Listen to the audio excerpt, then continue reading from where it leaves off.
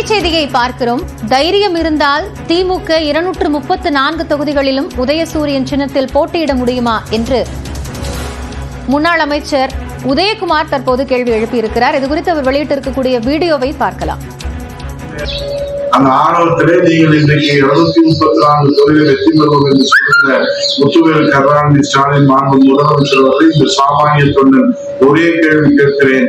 உங்களுக்கு வீரம் இருந்தால், தைரியம் இருந்தால், செல்வாக்கு இருந்தால், மக்கள் மீது நீங்கள் செய்திருக்கிற திட்டங்களை நிறைவேற்றிய நம்பிக்கை இருந்தால் 234 தொகுதிகளிலும் நீங்கள் உதயசூரியன் சின்னத்திலே மக்கள் மீது நம்பிக்கை வைத்து போட்டியிட தயாரா?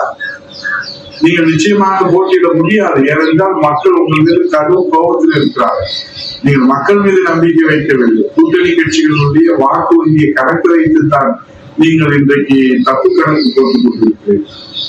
ஆகவே நீங்கள் கூட்டணி கட்சிகளை துறைக்கு வைத்துக் கொண்டு நீங்கள் இன்றைக்கு மக்கள் விரோத அரசை நடத்தி கொண்டிருப்பதை மக்கள் ஒரு நாளும் ஏற்றுக்கொள்ள மாட்டார்கள்.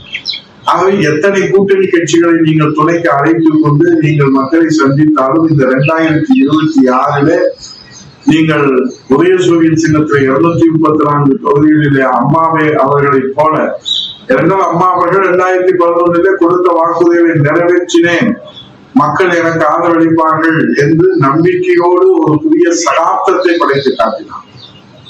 ஆனால் நீங்கள் அதுபோன்று செய்ய முடியுமா? நினைத்து பார்க்க முடியுமா? அவை ஏமாற்றுவது வேறு. இன்றைக்கு ஸ்டாலின் அசத்தல் நடுப்பில் நடந்து கொண்டிருக்கும் திமுக ஆட்சியுடைய விளம்பர மாடல் தமிழ்நாட்டு மக்களிடத்திலே அற்றல் பிளாப் ஆகிவிட்டார்.